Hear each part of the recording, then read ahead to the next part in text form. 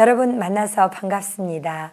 따뜻한 카리스마로 행복한 소통을 강의하는 이명희 원장입니다. 제가 오늘 준비한 강의는요, 중견간부 회사에서 성공하는 법이란 강의 제목을 갖고 이 자리에 섰습니다. 중견간부는 아래로는 부하 직원을 챙겨야 되고 또 위로는 상사분들을 잘 모셔야 되는 중간 역할이죠.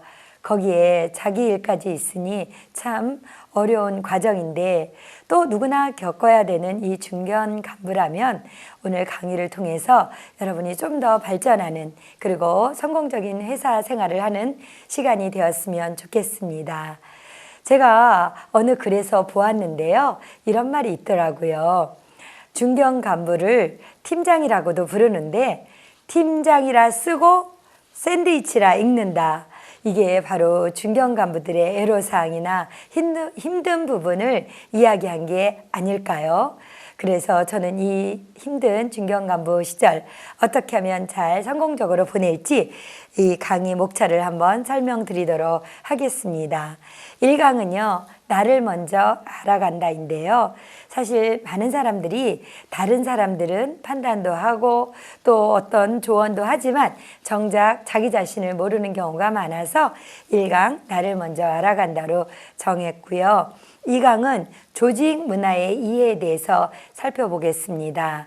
내가 처해 있는 우리 조직 문화 평소에 잘 알고 있다고 생각하지만 오늘 강의를 통해 한번 돌아보는 시간 갖겠습니다.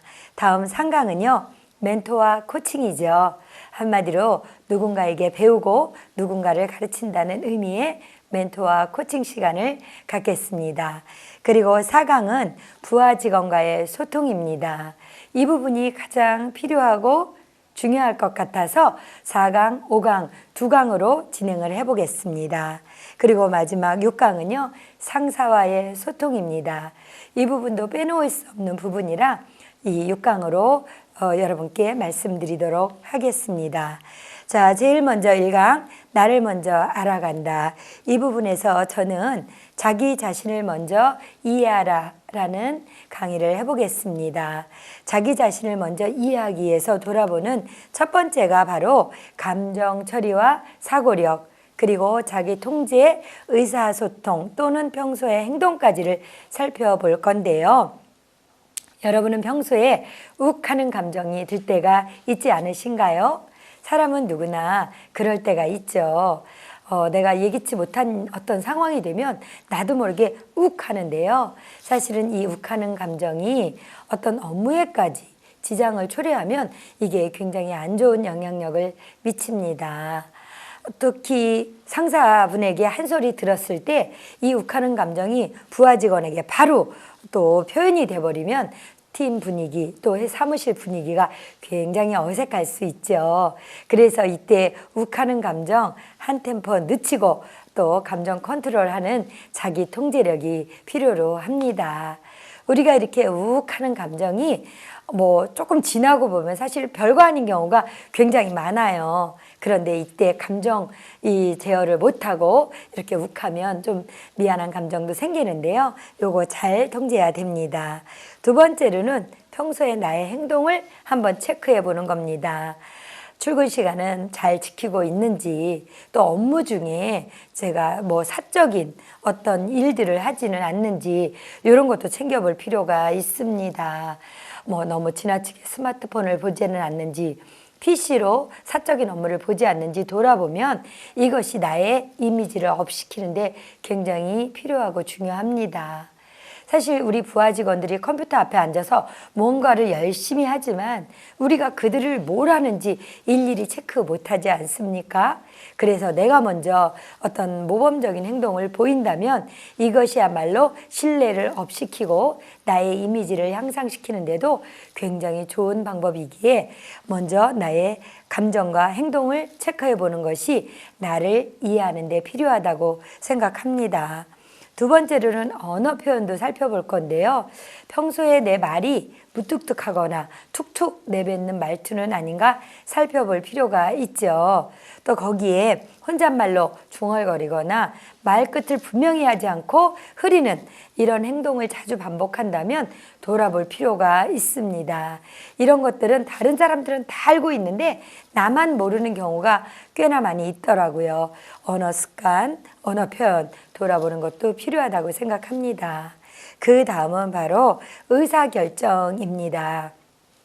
업무를 할 때도 그렇고 다른 일을 할 때도 보면 우리는 항상 선택을 하고 판단을 해야 되는데요. 이때 우물쭈물하거나 의사결정을 못하면 이게 참 답답하게 됩니다. 그래서 결정장애라는 말도 있지 않습니까? 이런 결정장애를 극복하기 위해서 의사결정을 할 때 정확한 판단으로 하는지 나를 한번 돌아볼 필요가 있습니다. 이렇게 나를 먼저 이해하는 것이 필요하고요. 두 번째로는 다른 사람의 의견을 구하기입니다. 사람들은 보통 내 경험, 내 생각에 중점을 주다 보면 그것이 고집이 될 수도 있는데요.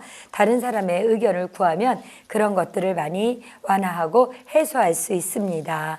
특히 장점을 잘 찾고요. 또 단점도 인정하는 것도 필요합니다. 세상에 완벽한 사람은 없지요.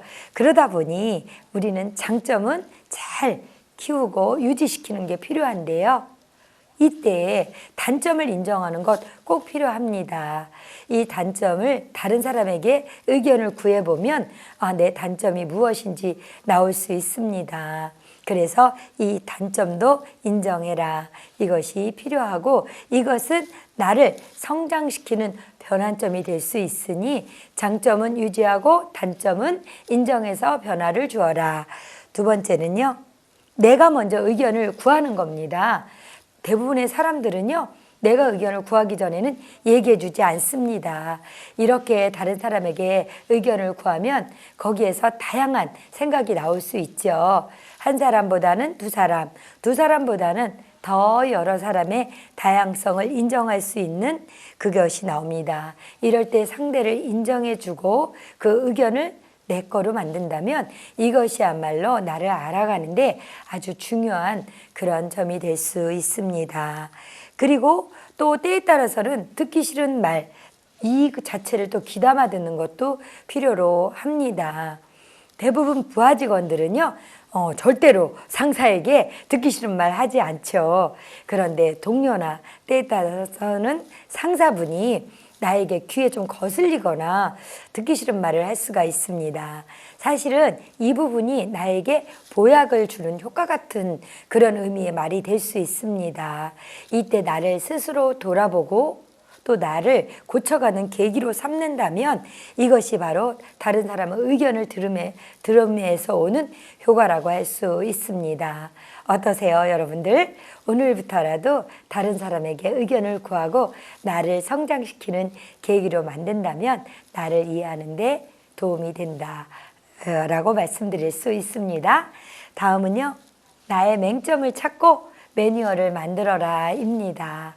맹점은 이런 거죠. 바로 평소에 나는 미처 생각하지 못했던 부분, 그리고 모순된 점이나 틈을 우리는 맹점이라고 할 수 있는데요. 누구나 맹점을 또 갖고 있습니다. 이 맹점은요. 때에 따라서 예를 들어보면 이렇게 될 수 있습니다. 아이디어와 기획력은 좋은데요. 실천을 못합니다. 이게 맹점이 될 수 있고요. 또 혼자 하는 일은 잘하지만 협업을 할 때 힘들어하는 경우도 있고요. 또 대인관계에서도 일방적으로 내 생각, 내 행동만 하는 경우도 있습니다. 이게 나의 맹점이 될 수 있습니다. 이런 맹점을 잘 보완한다면 지피지기로 백전불태가 될 수 있습니다. 나를 안다면 어떤 싸움도 위태롭지 않다는 말이죠. 다음은요. 그러면 어떻게 맹점을 찾아서 이것을 매뉴얼로 만들지, 사용 설명서로 만들지에 대해서 알아보겠습니다. 저는 이 부분을 습관에서 찾아봤는데요. 사람은 습관으로 자기 인생이 만들어지게 되어 있죠. 그래서 그 사람이 좋은 습관이 많으면 좋은 인생을 사는 거고요. 고쳐야 될 습관이 많으면 또 내가 조금은 한 번쯤은 내 인생을 돌아봐야 되는데요. 이 습관은 21일을 반복하면 내 머리가 기억하는 1차 습관이 됩니다.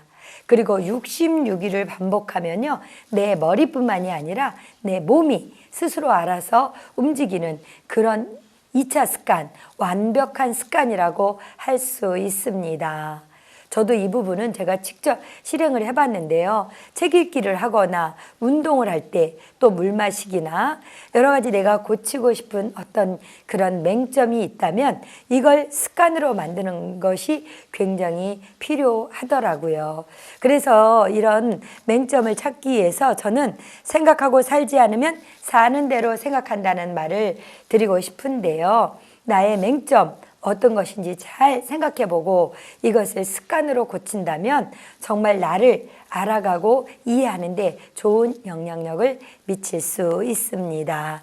1강을 정리하면 포인트 1로 나 자신을 이해하기 위해서 나의 어떤 감정이나 사고력 그리고 나의 통제력이나 언어 표현력 또 어떤 의사결정하는 이런 부분도 굉장히 필요하다는 것 첫 번째로 설명을 했었고요.